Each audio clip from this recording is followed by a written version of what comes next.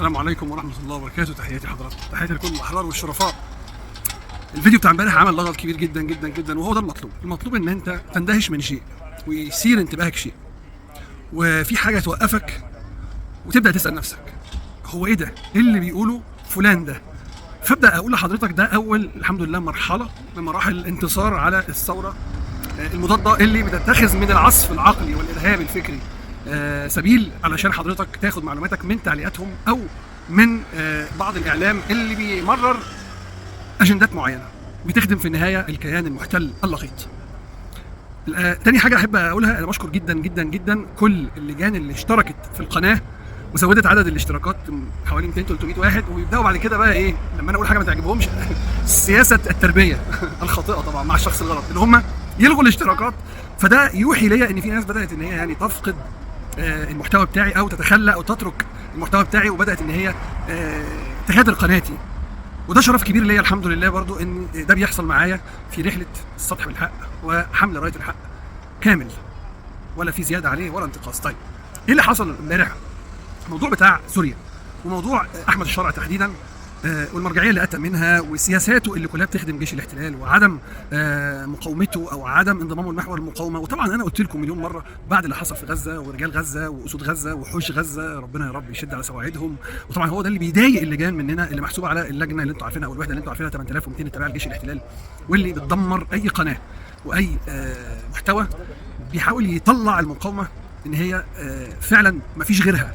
هم عايزين يوهموك بناس تانيين ان هم ابطال، في حين ان مفيش حد غير المقاومه. يعني مين تاني؟ يعني اديني حد تاني، مثل لي، اديني اضرب لي مثل حد تاني فعلا واجه هذا الجيش اللقيط. طيب خلينا نخش في صلب الموضوع. صلب الموضوع هو انه بيقول لك انت ما بتحبش القصاص وانت مش عاجبك اللي بيحصل في سوريا. لا انا ما جادلتكش في القصاص على فكره، القصاص فرض على ولي الامر. هنا بقى النقطه اللي ما عجبتكوش. يعني ايه فرض على ولي الامر؟ يعني المفروض الاخ احمد الشرع ان هو دلوقتي لو فعلا عايز يطبق القصاص على اي حد، اولا يوكل الامر لقاضي شرعي، وبعد ما يوكل الامر للقاضي الشرعي، القاضي الشرعي يجمع الادله والبينات والمؤيد لهذه الدعوه، لان عندنا قاعده اصوليه بتقول البينه على من ادعى.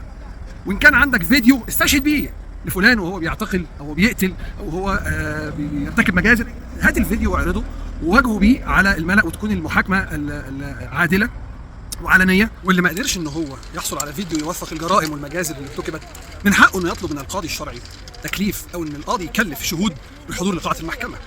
والقاضي قلت لك له في الاسلام الولايه، فمن حقه ان هو يستدعي ويكلف الشهود بالحضور، ومن تخلف عن الحضور فان ما كانتش دي دليل او ان لم ياخذه القاضي كدليل فهي قرينه وممكن برضه تساعد، ولكن عبر المسار الشرعي.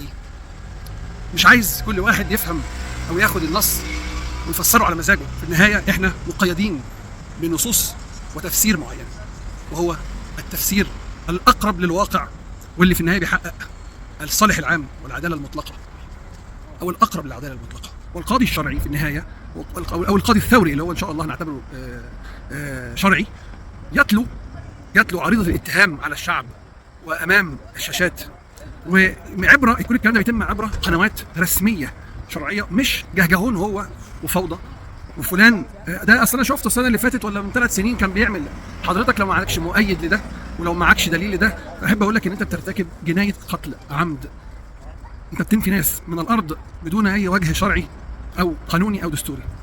في النهايه اللي عايز اقوله لك ان الخلاف مش في ان الناس دي لازم يتم القصاص منها. اي حد ارتكب اي جرم لازم ياخد العقاب اللي يستحقه، ولو تورط في ارتكاب جرائم تعد فيها ازهاق النفس او ارتقاء شهداء، طبعا ده لازم يقابل بالقصاص اللي يستحقه. وانتم عارفين طبعا القصاص اللي يستحقه عشان اليوتيوب بيبقى كيوت، وبعض كل وسائل التواصل الاجتماعي كيوت وما بتحبش الكلام اللي هو الجامد ده، لازم ياخد جزاؤه. وجزاؤه هو احنا عندنا في ديننا النفس بالنفس. ولكن انا مشكلتي معاك مش انك بتطبق قصاص، انا مشكلتي معاك ان انت مقضيها كل 5 6 ياخدوا عربيه ومسلحين ويخشوا يعبوا في عربيه نص نقل 6 7 رجاله او 10 رجاله ويسحفوهم ويركبوهم ويقولوا ماء ويقولوا حا ويقولوا بتاع.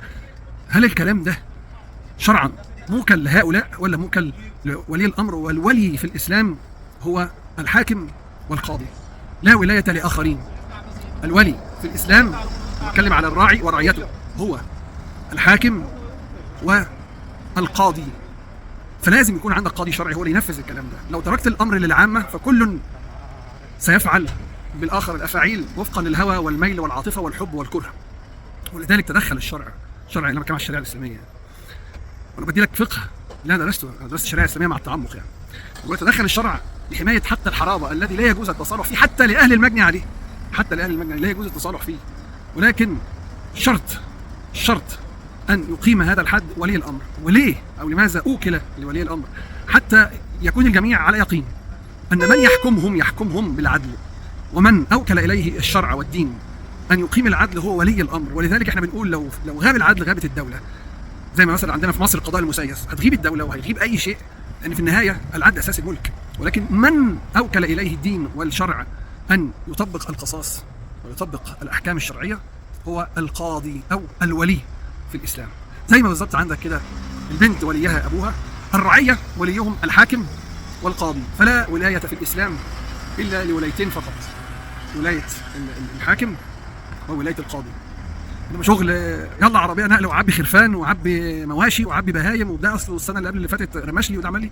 قلت لك عندك اي بينه او دليل او مؤيد، عليك بتقديمه للولي او القاضي، الولي او القاضي الشرعي الثوري. وهنا بقى اقدر اقول لك ان الحاكم او الولي ما طبقش القصاص وجب عليك الخروج عليه، واعلم جيدا انه مش هيكمل، مش هيقدر يستمر، لان ربنا سبحانه وتعالى قال ولكم في القصاص حياه يا اولي الالباب. فده حصل في مصر لما تراخى الحاكم رحمه الله الشهيد عن تنفيذ القصاص، وربنا يسامح الجماعه اللي كانت تسببت في ان هو يرتقي شهيد قبل ما النظام الفاجر المجرم يطال وينال منه.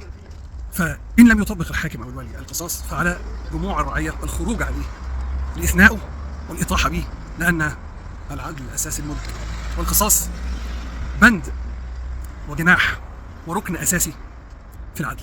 غير كده ما تقعدوش تقولوا اصل انتوا بتكرهوا، انتوا هتعرفونا يعني، معلش مع كامل احترامنا يعني، ايه هو الاسلام الحقيقي او ما هو الاسلام الحقيقي واجب التطبيق.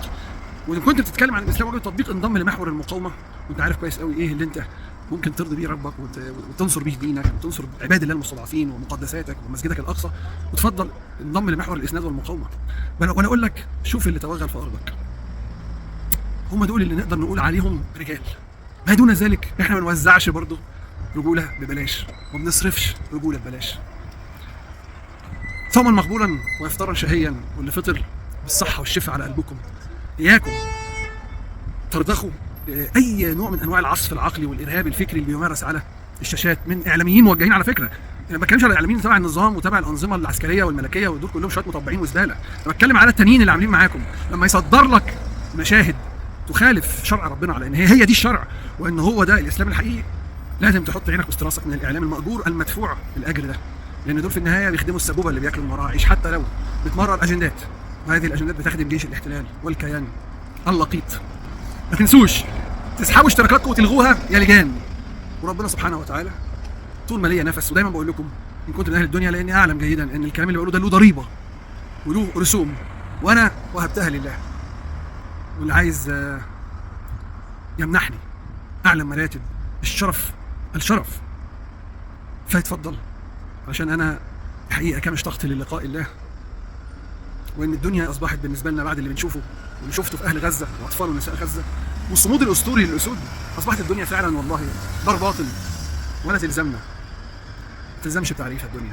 وتذكروا جميعا الا من اتى الله بقلب سليم. فاللهم احسن ختامنا، اللهم انصرنا على عدونا الاول والاخير عدو ديننا، وكل من تصدى له اللهم انصره وشد على ساعده، وزلزل الارض من تحت اقدام عدونا وعدوه، واكتب لنا نصرا وفتحا مبينا، وزل الغمامه والغشاوه من على اعين وابصار عبادك التائهين المشتتين. انا عارف الفتنه قويه، ولكن اللهم اني اعوذ بك من علم لن ينتفع به. الخلاف مش في مساله القصاص الواجب، واللي انا شخصيا بنادي بيها من 2000 يمكن 11 2012 2013 من بعد ثورتنا، ولكن من المعني بالتطبيق هو ده اللي مش عاجبكم. انتوا عايزينها سداح مداح وفوضى، وده اللي عايزه جيش الاحتلال.